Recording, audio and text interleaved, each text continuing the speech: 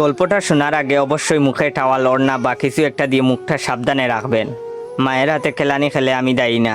বল্টু হ উচ্চারণ করতে পারে না, হকে গো বলে ফেলে। ক্লাসে নতুন ম্যাডাম এসেছে, এবার পরিচয় পর্ব শুরু হলো। ম্যাডাম বলল, হাই ছাত্রছাত্রীরা, আমি পাখি, এবার তোমাদের পরিচয় দাও দেখি। হাই আমি মন্টু, হাই আমি সেন্টু, এভাবে যে যার মতো পরিচয় দিল। এবার বল্টুর পালা।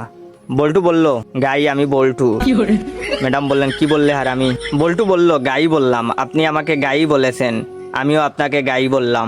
ম্যাডাম বললেন, কি তোর সাহস কি করে হলো আমাকে গাই বলতে? কে তোকে এসব বলতে বলেছে, বল আমাকে। বল্টু বলল, প্রধান শিক্ষক, তিনি বলেছেন ম্যাডাম এসে সবাইকে গাই বলবে, তোমরাও ম্যাডামকে গাই বলবে। বল্টুর কথা শুনে ম্যাডাম কাঁদা শুরু করলো। এমন সময় পাশের ঘর থেকে হেড স্যার আসলো। হেড স্যার আবার ক বলতে পারে না, ক কে প বলে ফেলে। হেড স্যার এসে বললেন, কি ব্যাপার ম্যাডাম, এভাবে পাচ্ছেন যে? প্রথম দিনেই ম্যাডাম রে এভাবে পাদানো হলো কেন? হেড স্যারের কথা শুনে ম্যাডাম আরো জুড়ে জুড়ে কাঁদা শুরু করলো। হেড স্যার বললেন, প্লিজ ম্যাডাম, আপনি এত জুড়ে জুড়ে পাদবেন না, আজ আপনার প্রথম দিন, আপনি এত জুড়ে জুড়ে পাদলে মানুষ কি ভাববে?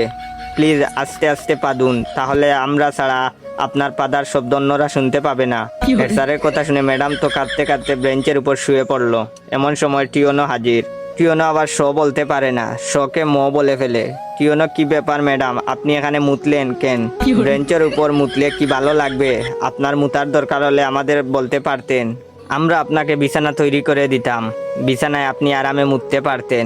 এমন সময় শিক্ষামন্ত্রী হাজির। শিক্ষামন্ত্রী আবার উপরের সবগুলো সমস্যা বিদ্যমান। শিক্ষামন্ত্রীকে যে যার মতো ঘটনা খুলে বলল। বল্টু বলল, আমি ম্যাডামকে গাই বলেছি। হেড স্যার বললেন, আমি ম্যাডামরে আসতে পারতে বলেছি। টিওনো বলল, ওদের কথার জন্য ম্যাডাম বেঞ্চের উপরে মুততেছিল, তাই আমি ম্যাডামকে বিছানায় মুততে বলেছি। তখন শিক্ষামন্ত্রী বললেন, ও বুঝেছি, গাইটা পাততে পাততে বেঞ্চের উপরে মুতেছে। এটা শোনার পর ম্যাডাম তো বেহুশ।